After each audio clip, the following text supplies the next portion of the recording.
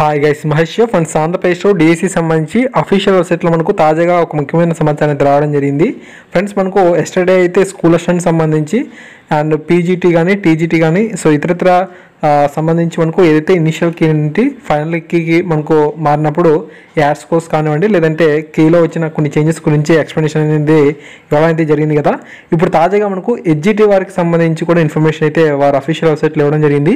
Official వెబ్సైట్ని మీరు ఇక్కడ పరిశీలన చేస్తున్నారు. దీన్ని జస్ట్ మనం స్క్రోలింగ్ అని చేసినట్లయితే బాటంలో మనకు చూడండి, ఇక్కడ మనకు DSC 2018 changes of from initial key to final key ఎడ్జిటీ అని చెప్పి ఉంది.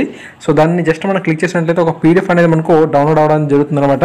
ఆ యొక్క పీడిఎఫ్ని మీకు చూపిస్తాను. ఇక్కడ మనకు పూర్తిగా వివరణ ఇవ్వలేదు వారు.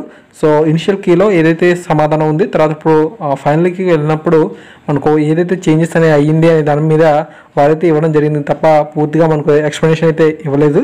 ఓకే, సో స్కూల్ అసిస్టెంట్కి సంబంధించి మాత్రం డీటెయిల్ స్టేట్మెంట్ అయితే మనకు ఎస్టర్డే ఇవ్వడం జరిగింది. బట్ ఎడ్జిటీకి సంబంధించి మాత్రం మనకు ఇది పూర్తి ఎక్స్ప్లెనేషన్ అయితే ఇవ్వలేదు. మనకు కీలో చాలా వరకు చేంజెస్ అనేవి జరిగాయి కాబట్టి మొత్తంగా మనకు 48 పేజెస్ అనేది ఒక పీడిఎఫ్ అయితే ఉంది. ఈ పీడిఎఫ్ తాలూకు లింక్ అనేది మీకు ఈ వీడియో డిస్క్రిప్షన్లో ఇచ్చాను. సో దయచేసి ఆ బదులు అక్కడి నుంచి డౌన్లోడ్ చేసుకోండి.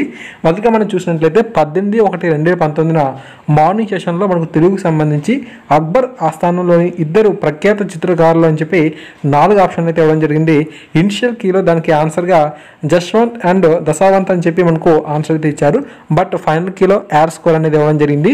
ఇలా ఎందుకు యాడ్ స్కోర్ అనేది ఇచ్చారు అనే దాని మీద వీరైతే పూర్తి ఇన్ఫర్మేషన్ అయితే ఇవ్వలేదు. ఓకే, అంటే మనకు నిన్న స్కూల్ అసిస్టెంట్కి సంబంధించి ఇదే ఇనిషియల్ కీ నుండి ఫైనల్ కీకి వెళ్ళినప్పుడైతే వారు అక్కడ ఫైనల్ కీలో ఏదైనా యాడ్ స్కోర్ ఉంటే లేదంటే కీ అనేది చేంజెస్ అయినా సరే వారైతే టెక్స్ట్ బుక్లో ఉన్న నెంబర్తో సహా ఆ యొక్క పేజీతో సహా ఇవ్వడం అయితే జరిగిందనమాట.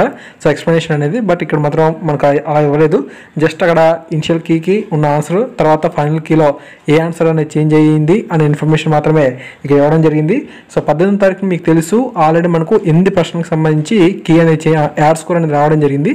అందువల్ల వారికి 4 మార్కులు అనేవి కలిసాయి. ఓకే, సో మనకు చూసినట్లయితే మనకు 18/1/2019 మార్నింగ్ సెషన్లో మనకు తెలుగుకి సంబంధించి ఈ కింది వాటిలో పరుస సరళాక్షరాలు లేని పదము అని చెప్పి 4 ఆప్షన్లు అయితే ఇచ్చారు. ఇనిషియల్ కీలో జలజము ఉంది, తర్వాత ఫైనల్ కీలో మనకు యమున అనే ఉంది. తర్వాత మనకు ఇవన్నీ మనం చూడండి, సో జాతీయ పరిశీలన చేయొచ్చు. మ్యాథమెటిక్స్ సంబంధించి కూడా ఇదే తరహాలో మనకి ఇవ్వడం అయితే జరిగింది.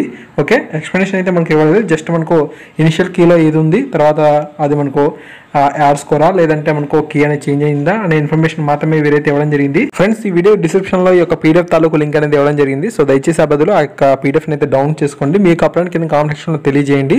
ఓకే, సో ఖచ్చితంగా ఈ వీడియోని లైక్ చేయండి, 10 మందికి కూడా షేర్ అనేది చేయండి. Thank you.